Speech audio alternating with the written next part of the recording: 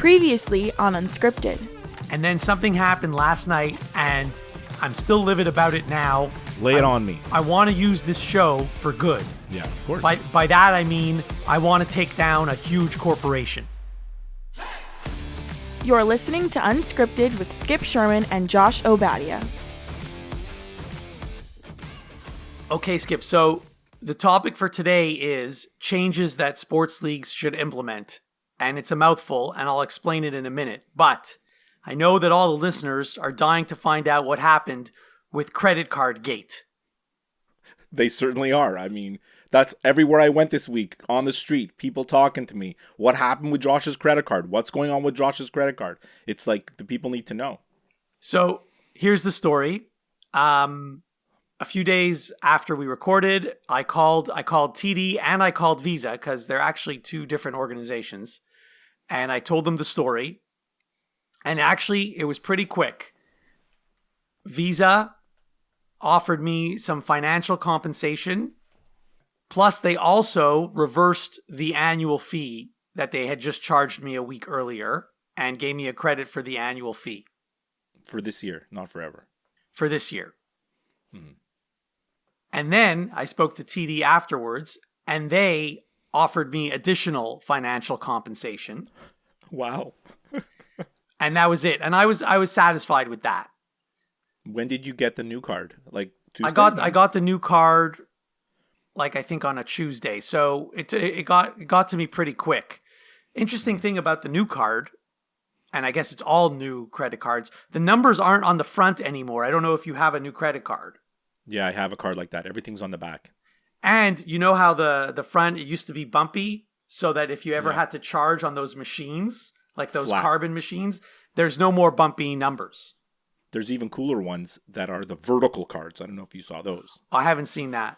Where everything is like written like top to bottom, you know? It's like a different kind of feeling. It's made for those wallets where you put in your cards that direction, right? I need one of those wallets, by the way. That's another. I got to get rid of my current wallet. It's annoying, but that's a story for another day.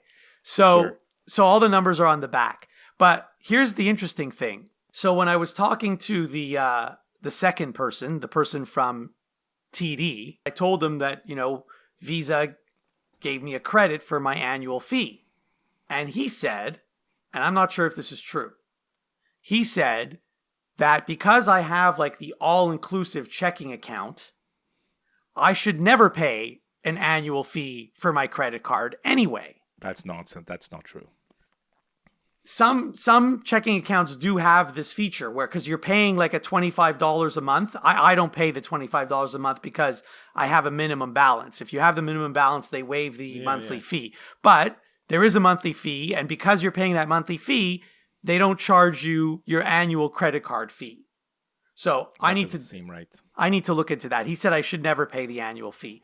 Now, I've only had this all-inclusive checking account for about 6 months, so that's why I'm not aware. Anyway, the other thing he told me, I was under the impression that, I don't know if I'm going to back up. If you recall, when I was at the bank and I asked the bank manager, how am I supposed to do any transactions this weekend without a credit card? He suggested that I use my debit card. I almost never use my debit card. There's like 2 places I go that don't take credit cards, and that's the only time I use a debit card.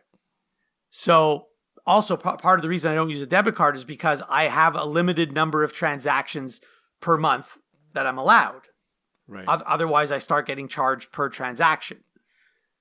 So that's why I didn't really want to use my debit card. But I used it for 2 days until I got my credit card. And then when I was talking to this guy at the complaint department, I said, look, the reason I didn't want to use my debit card is because I have a limited number of transactions per month. And he said that's not true. He said you have unlimited because you have the all-inclusive checking account.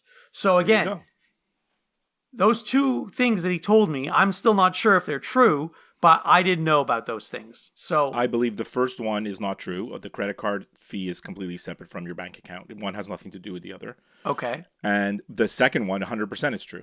Like if you have some kind of super all-inclusive plan with your bank, of course you have unlimited transactions. Like I think that's normal. Yeah, you just didn't realize because it was new to you. Now, before we end this, I wanna show you something. You see this Yeah. envelope here? I see I'm it. gonna open the envelope. This is for those following on the live stream. You see that? Yeah.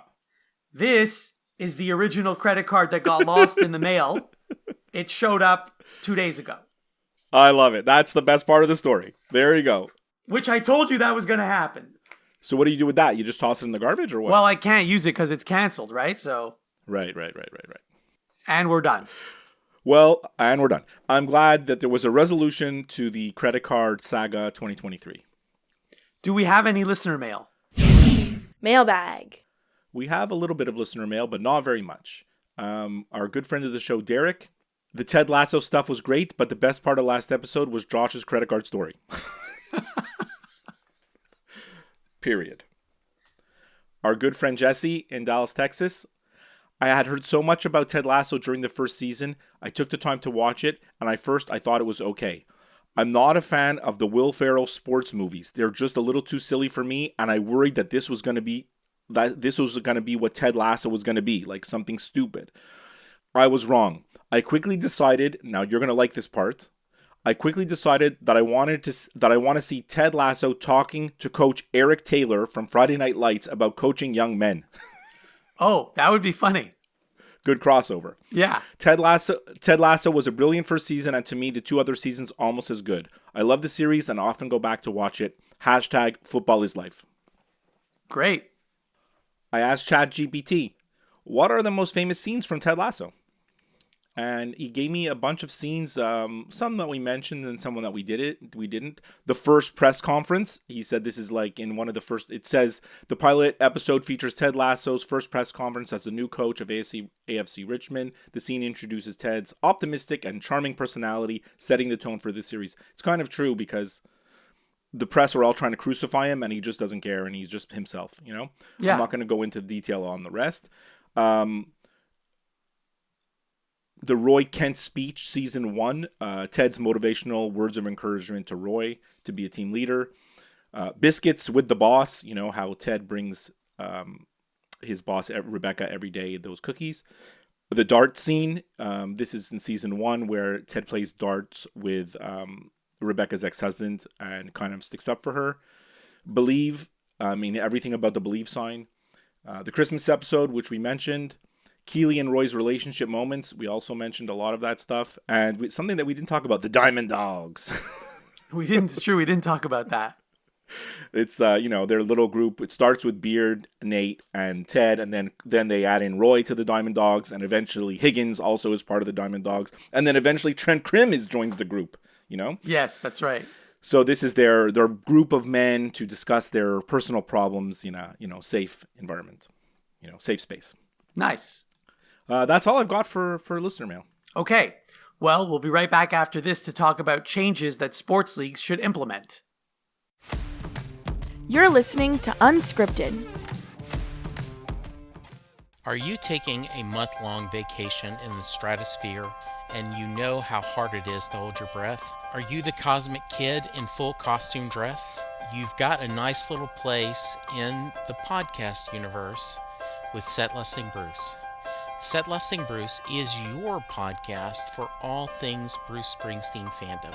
We discuss his music, we talk about his tour, and we also talk to fans of other musicians and share their story of their passion, their fandom, and the way that their favorite artist music makes them feel. Set Listing Bruce, a Bruce Springsteen fan podcast, is available wherever you find podcasts. Remember, there is magic in the night. And now, back to Unscripted. Okay, Skip, we're back. And this was a topic that I thought of a couple of weeks ago, and I think you were skeptical at the time, and I think you're still skeptical about it, but that's okay. I am skeptical. Before we got on push record here, you told me that you had so many things on your list that you wanted to do 2 episodes, and I'm like, well, I barely scraped together 5. But I'm still skeptical about the whole concept, but I was willing to go for it. I did a lot of good research, and And like maybe you can just sort of describe to everyone like what we're looking for when we're talking about changes to sports leagues. So most of these are not necessarily rules. Like it could be a rule that you want to change. That could be a change. But most of these are not actual like rules. You wouldn't find these in a rule book. They're just changes to the game.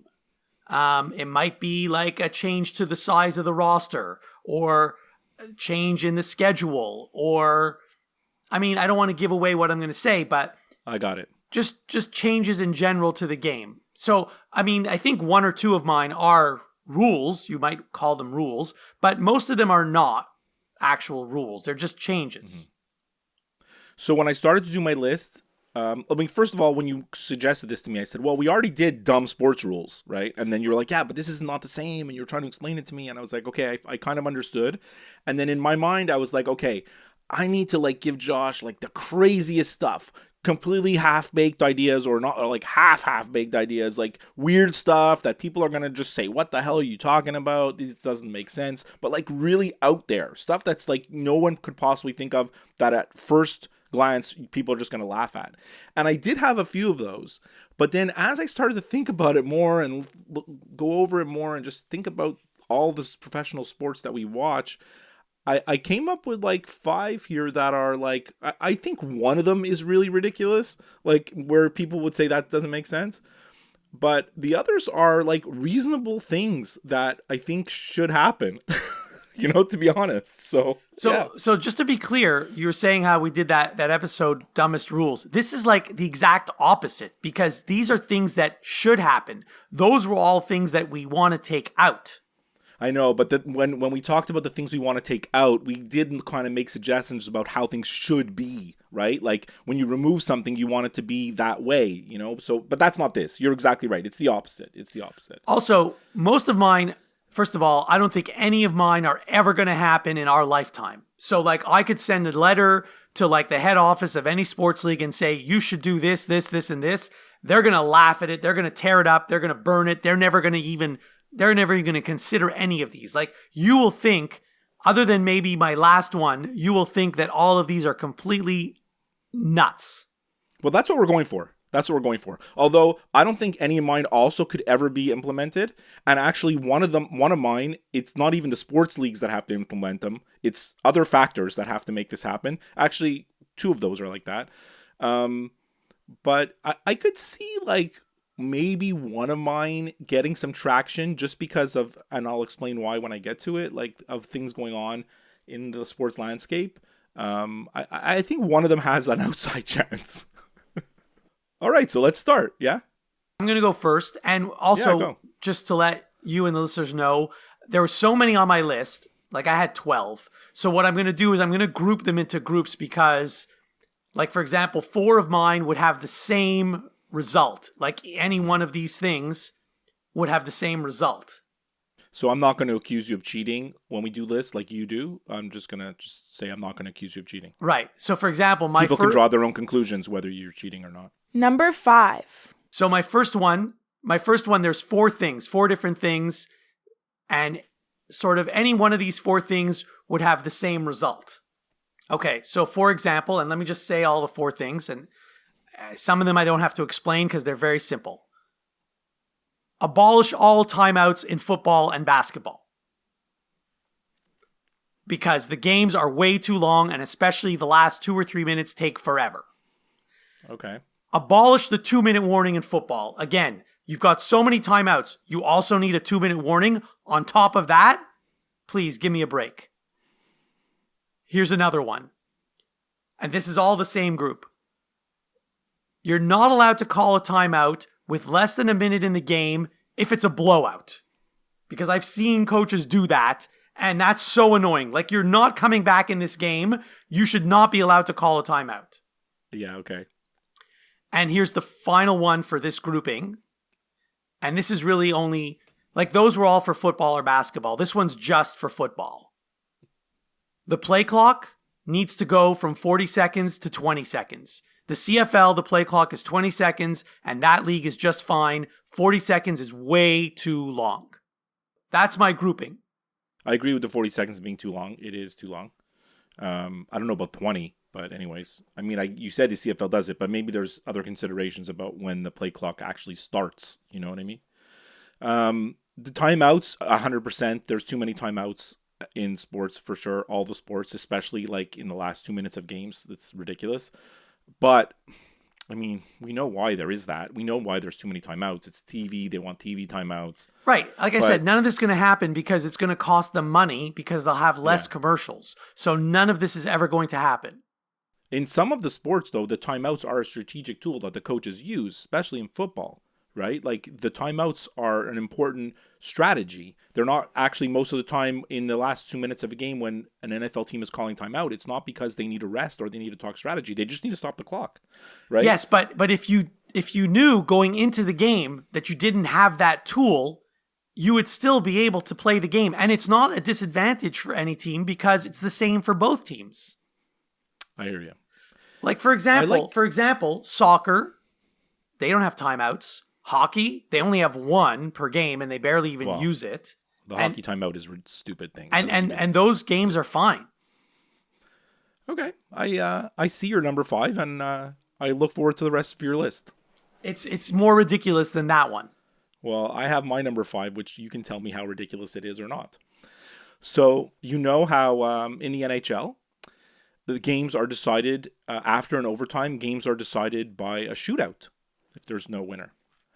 What I'm proposing is, just like the shootout in hockey, at the end of regulation, no more overtime in the NBA. Let's entertain the fans. Each team picks their best trick shot artist, and they play a game of horse. I like that. It's the same thing as hockey. You're absolutely right. Right? Skill. It's a skill competition, right? Like, let's not screw around with this. Although there's nothing really that wrong with the NBA overtime rule. It's 5 minutes. It goes by pretty quick. And there's never like a tie after it's very rare that there's a second overtime, although it does happen sometimes. But I think the fans would love to see a game of horse between like LeBron James and Kevin Durant, or imagine Steph Curry, and Luka Doncic. Steph Curry could probably do some crazy shots that no one could do. The guy would just take shots from half court, Anyway, so that's my number 5. I think it's a kind of a reasonable suggestion, but again, not something the league will ever do. Maybe they would do it in an all-star game. Number 4. So next for me. So these now all relate to baseball. Baseball teams should only be allowed to have 10 pitchers on their roster, which sounds crazy. But if you think back to the 1970s and 80s, and even the early 90s, that's all they had on their roster. Didn't they already make a rule limiting the number of pitchers? It's not 10, this past it's season, 12. Currently the rule is 13 pitchers, and they're considering reducing it to 12 for next season, but whatever. Okay. Anyway, so it should be 10. Again, it's never going to fly. None of these are ever going to fly. I fully realize that. No pitching changes in the middle of an inning. That is the most annoying thing.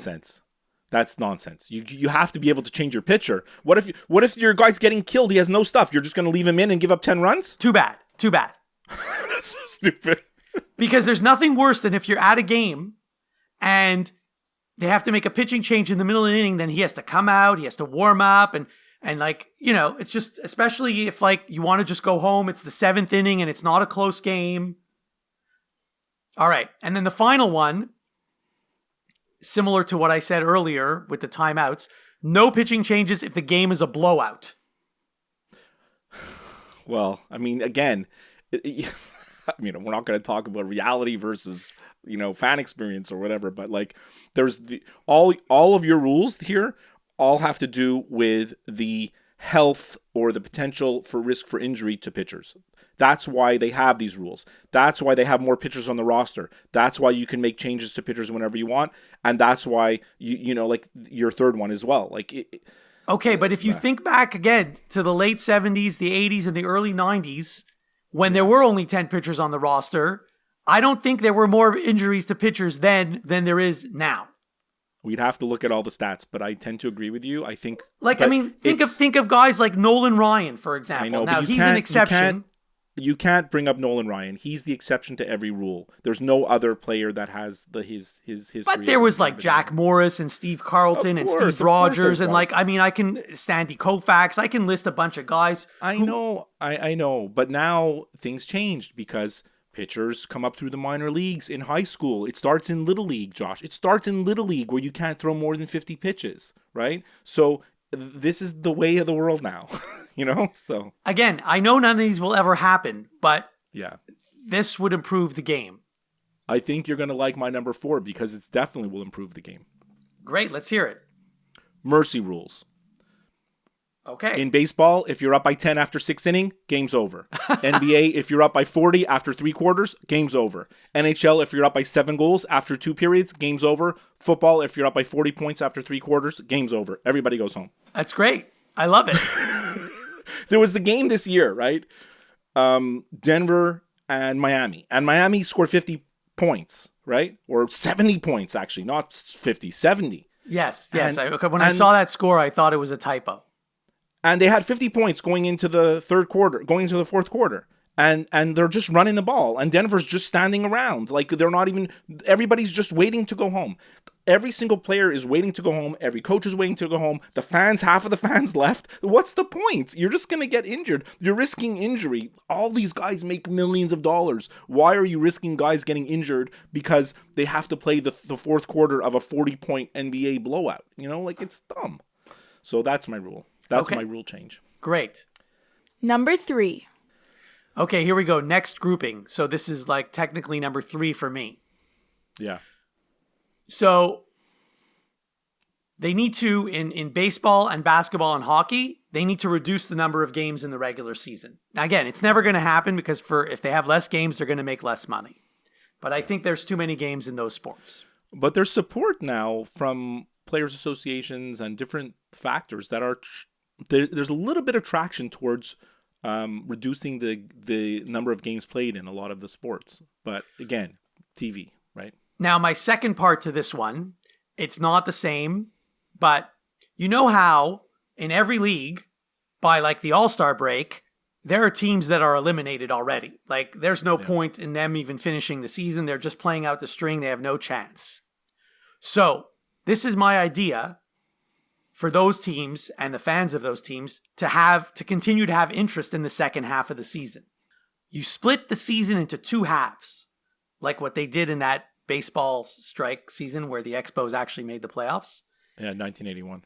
So you split the season into 2 halves. So like, for example, in hockey, 16 teams make the playoffs in a normal season. So you play the first half of the season, and then whoever the top 8, they are in the playoffs. You don't start the playoffs till the spring, but you know those 8 teams. Then the next day, everyone goes back to 0. You play another 40 games, and then the top 8 teams from the second half, they make the playoffs. So in the end, you still have 16 teams in the playoffs. You just get them a different way. What's the incentive for the top teams of half one to like even try? There's no incentive. They don't have to. They don't have to, but because they're in. They're in. I know, but like you've created a bigger problem to solve another problem, right? You're saying there's no interest for the teams that are out, they're the last place teams. There's no interest in those games. Well, now there's no interest games. There's no interest in all the best teams, right? So you're right. It's not a perfect situation. It's not a perfect system, but at least it gives a chance for those last place teams in the first half. You start with a clean slate, and you could still make the playoffs. I like what the NBA is trying to do, and they're trying to copy soccer, European soccer, by creating like in-season tournaments. So this is a way to create fan interest for some of those lower teams, right? So like in Europe, we made fun of it last week on the Ted Lasso because there's the Champions League and the Championship. But like in England, there's like the FA Cup, and then there's another cup, I forget what it's called. So there's tournaments that happens during the season, that you strive to win. And, some of the teams that are out of playoff contention can maybe rise up and maybe aim for those cups or trophies or whatever. It's going to take a while for it to catch on. The NBA is trying to do it. They're trying, but you need 100 years of history to want to win the FA Cup. You know what I mean? Like, right? So it takes a while for it to work. All right, so I'm on number 3 for me. This is the one that I actually think could happen. Okay, let's hear it. It'll take like a real visionary at a television network to make this happen. So you know how like right now, like Monday Night Football, there's the Peyton and Eli feed, right? So you can watch the game on ESPN, and you could watch on ESPN2, and you don't have to have those announcers. You could have Eli Manning and Peyton Manning just with their friends talking about the game as you watch, and it's popular. I think right? ESPN does that for hockey as well, by the way. Well, they're starting to do it now, and I don't know if you noticed for baseball, they have Pedro and Friends. They were advertising I haven't seen that one, no. So they're like, switch to like this channel, and you can get like, maybe it's online. I don't know, it might just be an online feed where you get like Pedro Martinez, Albert Pujols, and like a bunch of his buddies, and it's Spanish language. Like they're doing it in Spanish, I believe. So my idea is an offshoot of this. So if, let's say, you could watch Monday Night Football, you can watch the regular announcers on ESPN1. You can watch Eli and Peyton on ESPN2. And you can watch an announcer-less game on ESPN3. No announcers. They did that. They did that once in Monday Night Football, like whatever, 30-something, maybe 40 years ago. And apparently it was one of the highest-rated Monday Night Football games ever. Well, do you remember when, like, in Canada, like the crews or the broadcasters at one point were on strike? So like Hockey Night in Canada, you just had just like arena sounds. I do remember, and they intentionally, you could hear like the PA person at the stadium announcing like goal scored by or whatever. Yeah. But that's all you could hear. But I think there's so much they can do now in terms of on-screen graphics that they didn't exist. Like, I mean, now they can put so much on the screen. Like, you don't have to have an announcer. You could have so much information on the screen between plays, animated stuff, cool things. Like, I think there's a lot they can do. And if you're like me and you find sometimes the announcers just incredibly annoying, like I would watch that. I mean, my son thought this is a ridiculous idea because he's like, he told me, you're so hard on the announcers. These guys do a good job. They add a lot to the game. They make the game exciting. Announcers really could make the game exciting. So, I mean, I guess there's differing opinions. But. And it's funny, you say this, and we've talked about this many times. The networks are paying millions and millions of dollars to attract these analysts and play-by-play people. And here, you would rather have a game with none of them. Well, I've told you, like, if I was the head of any network, I would not overpay for any sports announcer. I would get competent announcers and pay them what their market value is, but I would never say, oh my God, I have to have Tony Romo, here's $100 million, or I have to have this guy, here's $50 million. Never, ever, ever. Because I'm not going on my guide on Sunday afternoon saying, oh my God, I'm going to watch this game because Tony Romo's the announcer. I'm going to watch this game instead of that game because Tony Romo. No, I'm going to watch the game that I want, and I'm going to watch it on whatever channel it's on. I don't care what channel it's on. I don't care who the announcer is. I want to watch my team, so. Exactly. Yeah. The networks waste so much money overpaying those people. It's unreal. Oh, it's ridiculous. I never understand why they overpay for the announcers. Get good announcers, and that's it. Just get good announcers. Number 2. There's 2 things for number 2, and they're similar. One's for baseball and one's for football. Football, no week off before the Super Bowl. Just play the Super Bowl. This week off in between is the most annoying thing to me. It's one of my most hated things in the world. And the other one, the baseball one, no days off during the baseball playoffs. It's ridiculous how many days off there have been during the baseball playoffs this season. You, for example, just told me before we started recording, you forgot that the World Series started yesterday because you thought the baseball season was over because there were no games for 2 days. And that's happened between every round this winter, this fall, I should say. I wouldn't go as far as to say no days off because they play 162 games and there are off days. There's 1 off day per month during the regular season. Yeah, but I mean, there's some. So like, I think it's okay to have like, when you're switching cities, you're traveling across country, like maybe there's things they could do, but there's way too many. Like there was days in the beginning of the playoffs where there was no games. And there's still 6 teams, 8 teams in contention, and there's no games on a particular day. For what reason? This week, the previous round ended on Tuesday. Yeah. Okay? The World Series started on Friday. Yeah. So if it ended on Tuesday, okay, maybe you need Wednesday to travel. The World Series should have started on Thursday. Like one day off, not 2. Well, you know the answer to the question. I know, because they don't want to play baseball on Sunday when the NFL is happening. But let me tell you something. The baseball playoffs have always been in October, and the NFL has always played in the month of October. So if you happen to have a World Series game on a Sunday, so be it. The people who want to watch baseball will watch baseball, and those who want to watch football will watch football. I wouldn't mind have some afternoon games too in the baseball. In the Oh World yeah, Series. that's another thing. But that, again, the television networks, whatever. Don't get me started. I know. But the answer to every question is money. But that week off before the Super Bowl is the dumbest thing I've ever heard. The worst. It's the worst. Because, and I'll tell you why also, because the NFL playoffs are great. You know, you have the wild card weekend, then you have the divisional weekend, and then the championship game weekend. It's like, and it's building up, right? The playoffs are amazing in the NFL. And then after the AFC and NFC championship game on that Sunday, and then you're like twiddling your thumbs for 2 weeks. And by the way, this one, most of my rules, or not rules, most of my suggestions won't happen because they're going to cost the leagues money. But that week off during the Super Bowl, I don't think that's going to cost them money if they remove that week. Like I understand if you reduce the number of regular season games, you're going to lose money. Yeah. Or if you have less timeouts and you can't go to commercial, you're going to lose money. But if you don't have that week off before the Super Bowl, you're not going to lose any money. Like, people have already bought their tickets for the game. But Josh, if they don't have that extra week, who's you won't be able to watch the Pro Bowl. I thought the Pro Bowl doesn't happen anymore. I thought they abolished that game. I'm serious. Didn't they abolish it? Okay, first of all, I said that completely sarcastically. No, I think the Pro Bowl happens in the week between. No, but I thought they abolished it.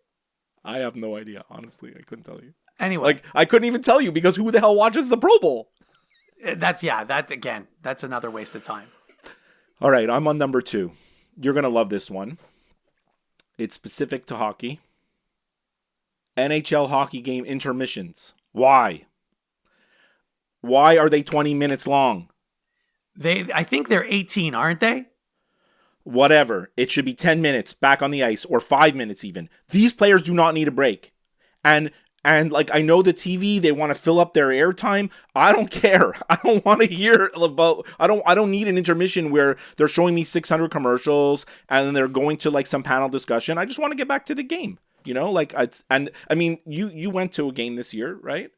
Yeah, I've been to 2 hockey games this year. 2. Yes. I went to, and that the intermission when you're in the arena it's the worst. It's terrible.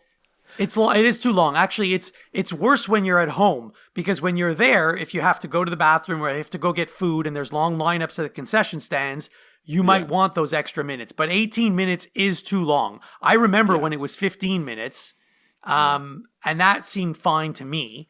18 is way too long. You're 100% right. I say a 10-minute intermission, and that's it. Go to the bathroom and come back, make your popcorn. That's it. Number 1. Okay, I'm on number 1. Yeah, big time. I've saved this one for last because this one might actually happen one day in our lifetime. Maybe. The others, I know there's no chance.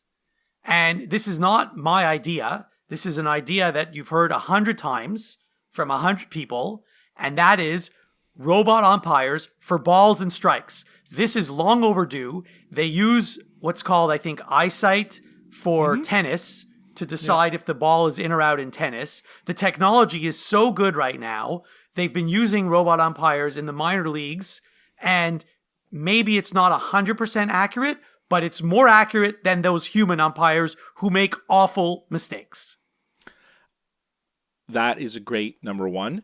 We're getting close, right? Because when you watch the games on TV, you see that little box there, and as a fan, you're like, and when they call a ball, and you're like, hey, that was a strike, it was in the box, or vice versa. Like, you know when the ump is kind of like squeezing it or being generous with the call. Like, you can see it with your own eyes. Now, of course, the TV viewer, that box is not perfect because it's not 3-dimensional, so you don't necessarily know when the ball is crossing the plate, and who knows how accurate the box is for the TV viewer. But certainly, I mean, it's ridiculous that they don't... The resistance about going to like a robot ump is, well... I think people are scared that the robot ump is going to actually make mistakes, right? The robot, what if the robot ump isn't accurate? What if the robot ump makes a mistake? Well, we're living in the world where every single game, human umps make tons of mistakes, right? So we're protecting the human umps from their own incompetence. Like what? Like we're supposed to live with it, when we have a better solution. I think it's gonna come. Like it's gonna take some time, but yes, I do think that it is gonna come in our lifetime. We're gonna see those. The challenge is, every batter is a different height, and technically every batter has a different strike zone because it's supposed to be from the armpits to the knees. But it's not even that anymore. Like it used to be when I was like 10 years old, from your armpits to your knees. That's not even a strike zone anymore.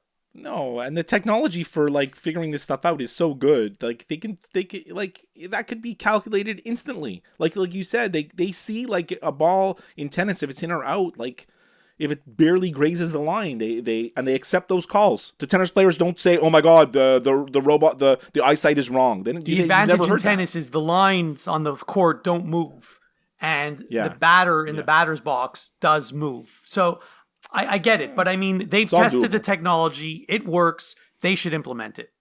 Not just for balls and strikes, safe and out. Well, that's harder to do. It is harder to do, but especially if you have to tag the player, it's harder to do. I don't think you need umpires on the field. I don't think there needs to be any umpires on the field. There could be like 2 umpires in like a booth somewhere upstairs that the players, managers, no one can talk to them. And basically like you run to first and there's a little light on the side, green or red, safe or out. And then that's it. But what if it's like someone stealing second base and there's a tag play? I think you need someone on the field for that.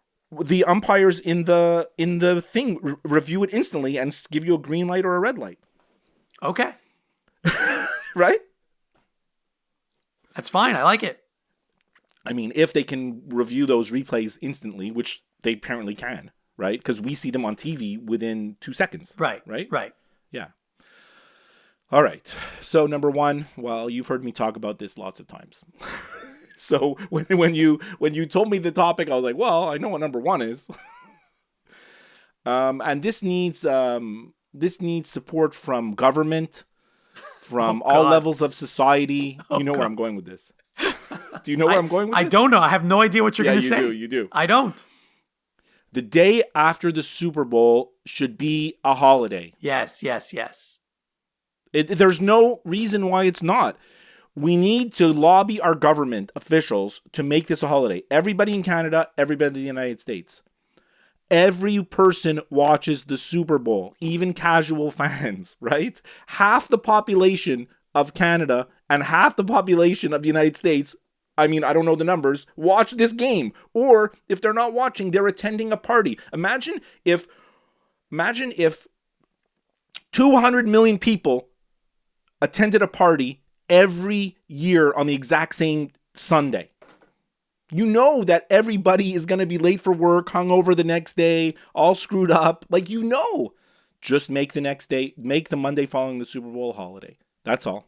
Let's honor someone. Let's take like let's honor like a famous person or a person that contributed a lot to society. It doesn't have to be anything about football. Like let's declare the day like a national holiday. Point final. Okay, so I might have a solution for you. I might have a solution to this. Well, I know the solution because if it combines with reducing getting the week off in between. I already know about this. Is this what you're going to tell me? No, but here's what they could do. I mean, at least in Canada, here's what they could do. We have a holiday in February on a Monday called Family Day in Canada. You don't have it in your province, but in the rest of Canada, we have it. My province always has to be different. Right. So Family Day in 2024 is on February 19th, and the Super Bowl is on February 11th. If they just moved Family Day a week earlier, there's the answer to your problem. But that, again, it doesn't solve the problem in your province, but it does in the rest of Canada. I mean, it's something that could be done so easily, honestly. Now, I don't know if the Americans have something. I'm sure they don't have anything called Family Day in the United States, but maybe they have another holiday in the month of February, and they could just move that holiday a week earlier. So, yes, I love that idea. All right, so I got some honorable mentions. Now, these are really out there, Josh. Do you have honorable mentions, or you use them all up in your list? I mentioned them all as we went along. Listen to these crazy honorable mentions. I have 2. Now, it's completely half-baked idea. That's why I didn't put it in my list, because I couldn't really rationalize how to make it work. But no more kickers in the NFL. The guy who scores the touchdown has to kick the extra point. Now, those guys can't kick. You know they can't kick. They'll learn, right? They'll learn. I like that idea when I thought of it and when I read about it. But then I was like, but then they're just going to go for 2 every time because the kickers are going to suck. And then what about field goal kickers? Like, who you're going to make? Like, do they still exist? So, like, that's why I left it off the list. But all that's to say is kicking became too easy now. Guys hit 55-yard field goals routinely. Like, you line up for a 55-yard field goal, you assume your guy's going to make it. The Eagles have a kicker, Jake Elliott. When he goes for 60, for me, in my mind, it's like 80% chance it's going to be good, right? Yeah. And so what if they go for 2 every time? There's nothing wrong with that. Not that there's anything wrong with that. Now, the other rule, I really thought of it this week. It's really timely. So the Eagles are getting a lot of flack because of their quarterback sneak play, which is being called the tush push. Yes, I've heard of it and I've seen it. Also the brotherly shove. It's been trademarked. Now, all the teams that are jealous because the Eagles can do a quarterback sneak better than everybody else want to get this play banned next year. So whether the NFL bans it or not, it'll be what it'll be, right? Fact of the matter is, I don't know if you saw the press conference, the Eagles coach, Nick Sirianni, was furious at the press conference after the last game. He's like, we do it better than everybody else. If you want to go ahead and, if you want to ban a play, well, ban a play because it's too easy to do. But we're the only ones that do it like this. And there was proof this week because we saw the Vikings try to do it with Kirk Cousins and the 49ers try to do it with Brock Purdy. Epic failures. They couldn't do the quarterback sneak in the same way, right? They just couldn't. So it kind of proved this point. All that to say is Nick Sirianni had an interesting quote. He said, when we get a first down, in my mind, it's like 1st and 9. Because he knows he only needs 9 because that one they can always get. So in my mind, I'm thinking, well, if it's so easy to do a quarterback sneak, why don't we make it 11 yards to get a first down instead of 10? Right? Is that what's going to happen?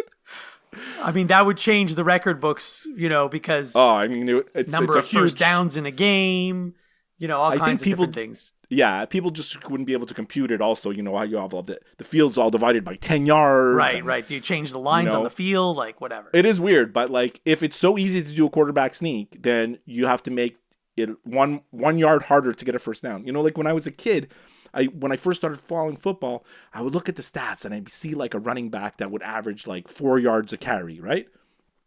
And I would be like, why don't you just give him the ball 3 times? First down, second down, third down. It's going to be a first down every time, right? Like, yeah. Or even if you get 3 yards a carry, first down, second down, and maybe it's close, right? So, I mean, make it 1 yard harder. It's actually that play is actually even easier in the CFL because the defense has to give an extra yard when they line up. So it's even easier in the CFL. In the CFL, I never understood how come you should be successful on that quarterback sneak 100% of the time. Right. And by the way, this is a play that's been in football forever. It's not like it just happened last year. The only difference is that the Eagles have 2 guys behind Jalen Hurts literally pushing him. And in other plays in the league, you can't push or pull players towards a first down. Like they made that for blocking kicks. You're not allowed to hoist your guy. Like there's player safety stuff. So I think on that basis, it is going to be banned. But let me tell you something. It's not going to matter. The Eagles are still going to do it and they're still going to get first downs because the reason why they're so good is because Jalen Hurts. The guy bench presses 600 pounds. The guy's like crazy strong, So like you can't stop it. Like you just can't. I love it. Yeah. All right. Well, that's how to change sports. You think any of this stuff could happen? Maybe one of them. I think the robot umps is coming, and I think the robot umps is coming. We're on that track for sure. Okay. Well, we'll be right back after this with some final thoughts. You're listening to Unscripted.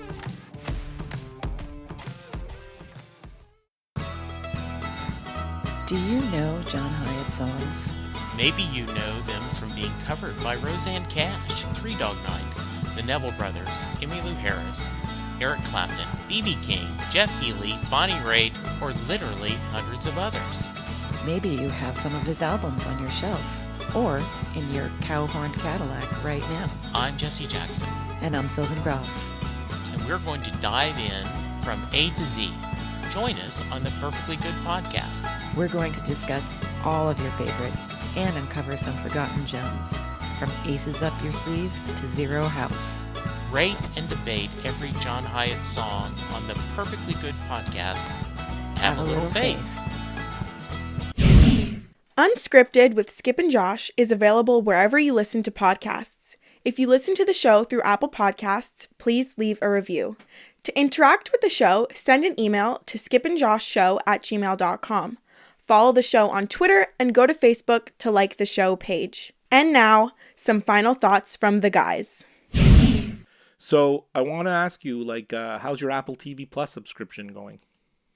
Oh, it's going well. So I finished watching Ted Lasso, as you know. Then I went on to a show called Hijack, which I finished. I liked it. It reminded me a lot of 24. A little bit, yeah. Because the whole flight is 7 hours and there were 7 episodes. Yeah, so they did it on purpose. It was underwhelming, that show. It was okay. Finished that. Then I started watching The Shrink Next Door, which, by the way, is based on a true story. I didn't know that. And was actually disturbing to me that someone would take advantage of someone like that. The Shrink Next Door is a great show. My wife absolutely loved it. It's really good. It is really good. But the fact that someone in real life actually took advantage of a patient, and maybe not just one patient, several patients. Yeah. That bothered me so much. Yeah, it's tough to watch because you're like, how could this happen? Yeah. Yeah.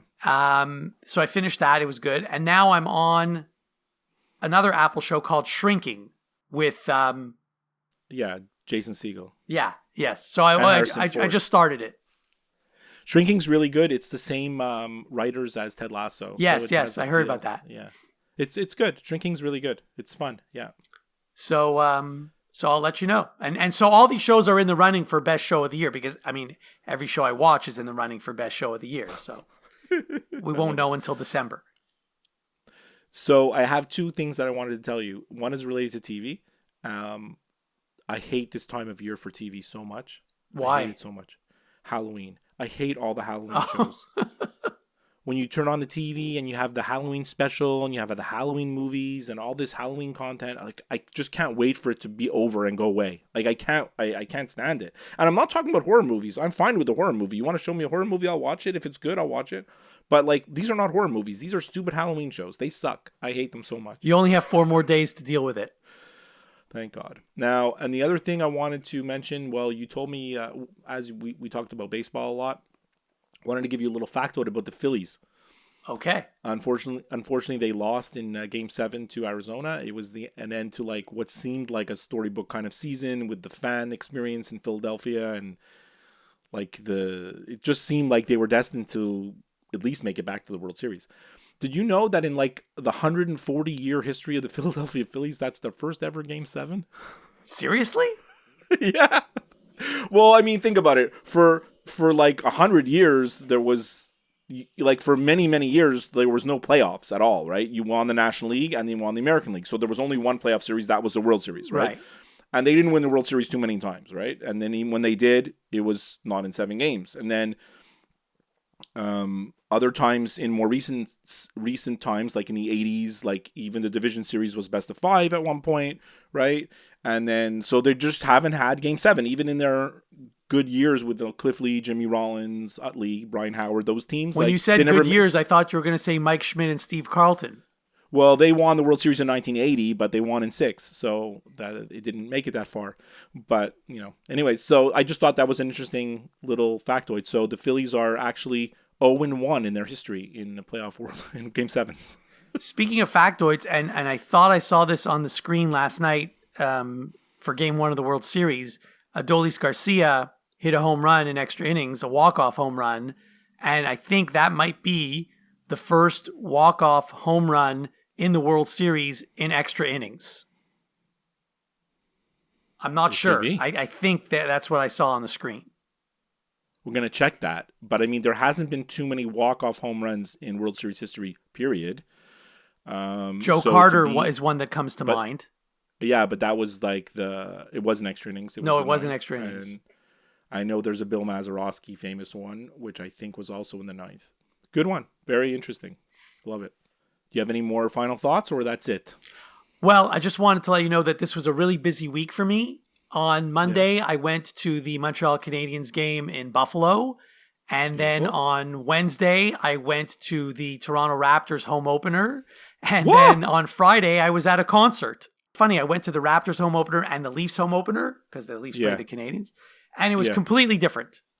Oh, no. I mean, the Leafs home opener on TV looked like Deadsville. It's all like people in hear a pin drop. suits. And Yeah. Yeah. The Raptors, but also basketball, you're allowed to play music during the play. You can't do that at any other sport. So basketball is always more boisterous and, plus you've got the fans sitting on the floor in basketball, which I still don't understand how they're allowed to do that because it's so easy for a fan to like trip a player. Well, have you ever seen that episode of Curb Your Enthusiasm where Larry David trips Shaq? Surprised that never happens. All right, well, that's a busy week. You've certainly seen enough live sports already in the last 2 weeks, probably to last you the whole year, no? I think I might have, yes. Yeah. Well, I really enjoyed your list, and I had fun making mine of the weird or wacky potential changes that we would make in the world of sports. I think you had some good points, especially the robot umps. That's to me, it has to happen. Like I said, none of mine are ever going to happen. Maybe the robot umps, and they sound ridiculous. But I don't even think they're ridiculous. No, they're okay. All right, well, I'll talk to you next time. Have a great week.